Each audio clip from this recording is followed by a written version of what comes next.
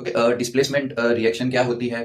तो displacement reaction के अंदर जो हायर रिएक्टिव मेटल जो है वो उससे कम रिएक्टिव मेटल का जो कंपाउंड है उसमें से कम रिएक्टिव मेटल को वो डिस्प्लेस कर देगी। ठीक है, तो उस टाइप के जो रिएक्शन है उसको हम डिस्प्लेसमेंट रिएक्शन कहते हैं। ओके, अभी देखो डिस्प्लेसमेंट रिएक्शन के लिए जो सबसे इंपॉर्टेंट चीज है वो है रिएक्टिविटी सीरीज को याद रखना। ठीक है, सबसे ज्यादा जो रिएक्टिव मेटल जो है वो है पोटाशियम, उसके बाद सोडियम, उसके बाद कैल्शियम, मैग्नीशियम। ऐसे जैसे नीचे जाएंगे वैसे रिएक्टिविटी कम होगी। ठीक है, अगर नीचे से ऊपर जाएंगे तो रिएक्टिविटी इंक्रीज होगी। है, तो डिस्प्लेसमेंट रिएक्शन में होता क्या है कि जो हायर रिएक्टिव मेटल है, जो ऊपर वाली हायर रिएक्टिव मेटल है, उसको अगर हम जो लोअर रिएक्टिव वाली मेटल का जो कंपाउंड है उसके अंदर डालेंगे तो वो उसको डिस्प्लेस कर देगा, उसकी जगह ले लेगा।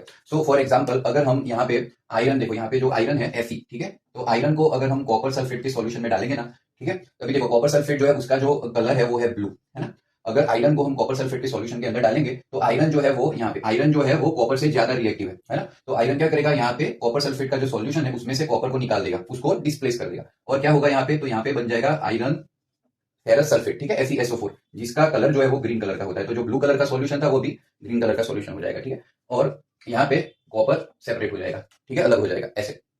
सिमिलरली अगर हम यहाँ पर मान लो कि ये जिंक है, ठीक है, जिंक, तो जिंक को अगर हम सल्फ्यूरिक एसिड H2SO4 के सॉल्यूशन में डालेंगे, H2SO4 के सॉल्यूशन में जिंक को डालेंगे तो क्या होगा यहाँ पे, तो यहाँ पे जिंक जो है वो हाइड्रोजन को डिस्प्लेस कर देगा। तो जिंक जो है वो जिंक सल्फेट यहाँ पे बन जाएगा और H2 गैस जो है वो यहाँ पे इवॉल्व होगा, मतलब सेपरेट हो जाएगा, है ना। तो इसी तरह के जो रिएक्शन है उसको हम बोलते हैं डिस्प्लेसमेंट रिएक्शन। ठीक है।